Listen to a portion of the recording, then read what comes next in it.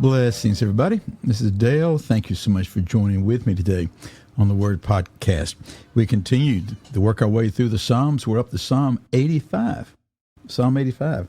And it has a title. The title is To the Choir Master, or to the Chief Musician, to the Choir Director. So what does that tell us? Well, generally speaking, it means that this was going to be used in some type of worship environment, likely a corporate worship environment. And a lot of times there's various roles and functions for these things. But it says to the choir master. And so a choir director, a choir master, is one who conducts and leads vocal things. And that comes into play in a lot of the Psalms here. We haven't gone into a lot of detail with that kind of stuff, but it is sort of an interesting study. A lot of it, we don't know exactly how they did it, but we're going to see a little element of it in this particular Psalm. Because you might look at a verse and say, well, is the psalmist saying this? Or is God saying this? Or is this a response to the people? Are the people responding back with this? You know, that type of thing. So it's to the choir master, and it's a psalm of the sons of Korah. Here's the first verse. Lord, you were favorable to your land. You restored the fortunes of Jacob. Verse 2. You forgave the iniquity of your people. You covered all of their sin. Selah. So we have a little Selah moment right here to think about this, to reflect upon this. And when I first read this, I'm thinking, well, I wonder what the psalmist is saying right here. Because this is a very encouraging, very uplifting thing. Listen again what he says. Lord, he declares from the beginning, you're Lord, and you were favorable to the land. The favor of God is upon the land, and you restored the fortunes of Jacob. That's what the ESV and the Lexham says. The New American Standard says you restored the captivity of Jacob. You think restored captivity? The way that's phrased and the way we use language is like at the time of captivity has been reinstituted again or something. No, I think the King James helps us. This is thou hast brought back the captivity of Jacob. Those that were in captivity have been brought back. And then in verse 2, it says that God's forgiven the iniquity of your people, and you covered all their sin. So I'm reading this, and I'm thinking, man, this is great. All these Psalms that we've been reading where the psalmist has been crying out to God and saying, oh, Lord, we need you to move. We've got the enemy all around us, et cetera, et cetera, et cetera. Has God finally moved? Has he done something here? And I was sort of thinking that when I first read it. But as we will see later on, no, they're still crying out to the Lord. Now, I want to look at something here which I found really interesting. Verse 2, it says, you forgave the iniquity of your people. Okay, Lexham says you took away the guilt of your people. And so it's like in past tense. The King James says, thou hast forgiven the iniquity of the people. And if you look up that word iniquity, okay, well, it's not iniquity, it's forgave. That's what I want to look at. Thou hast forgiven iniquity of sin. Thou hast forgave the iniquity. You want to guess what the Hebrew word is for forgave? Nasa. Nasa. N-A-S-A. NASA. Okay? NASA. That's literally where we would say NASA. Now, when we use NASA, we're automatically thinking of an acronym, right? The NASA, National Aeronautics and Space Administration. But I do wonder a little bit, because you'll see all sorts of various things upon the interlink. And one of the common things you'll see is that the Hebrew word for NASA means to deceive. Okay? Well, yes and no. Okay? And what I mean by yes and no is, this is a really, really common Hebrew word. It is used, I think Zodhiates says, it's used almost 600 times in the Hebrew Bible. And Zodhiates says this stuff. He says it covers 3 distinct semantic ranges. And you're thinking, what does that mean?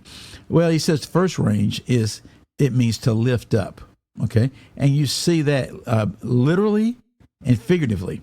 Okay, to lift up your hand in the oath. It'll be lifted up in combat. Lift up as a sign. To lift up in retribution.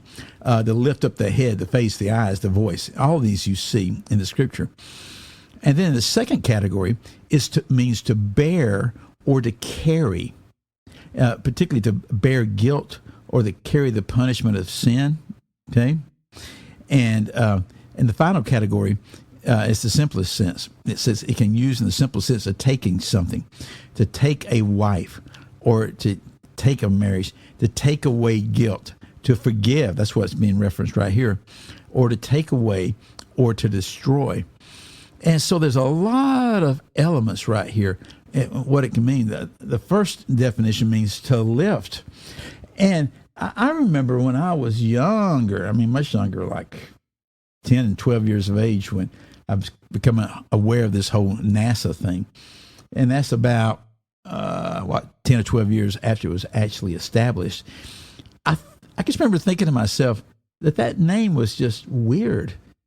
And is that not the phrase of the day? Weird. I won't get into that. But it's awkward. It's awkward. It didn't make a lot of sense. But I wonder, and I sort of suspect that those who named it did have this Hebrew word in mind, because it means to lift. Okay, it means to lift. But it means a lot of other things. This forgiving of iniquity, to lift iniquity off of somebody, is what it means. And I can sort of throw that out there for us, because I think there may be something there. I think it may not be to the depth that you might see in some situations, but that does not mean that there isn't some reality there that goes beyond what our understanding is. And then you start getting to think, well, why would somebody do that? Well, you find out that a lot of the things that are common usage and common names of things are biblical terms out of the English.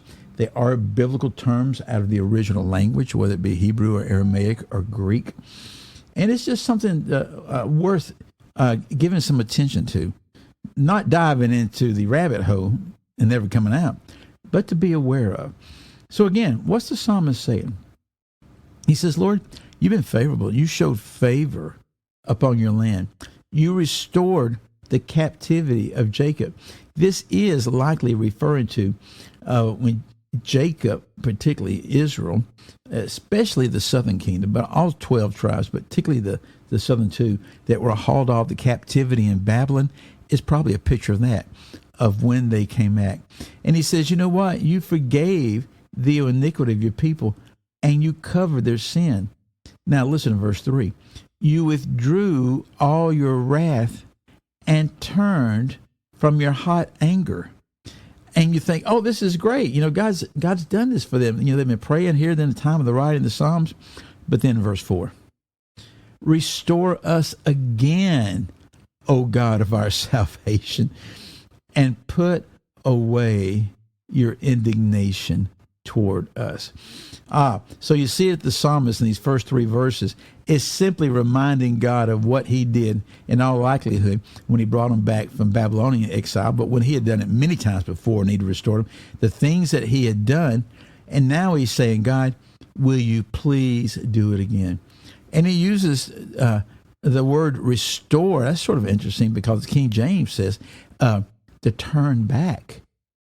To turn back, to restore us, to return us again, and put us away from your anger, your indignation toward us. Oh, I love the lexicon. And annul your vexation with us. I'm always going to bring up that word vex when I can. And annul your vexation. It is the Lord who will restore, who will turn us to him if we will turn to him. And that's what the psalmist is leading the people to do in many of these psalms that we've looked at. Well, again, I'm Dale. Thank you for your time.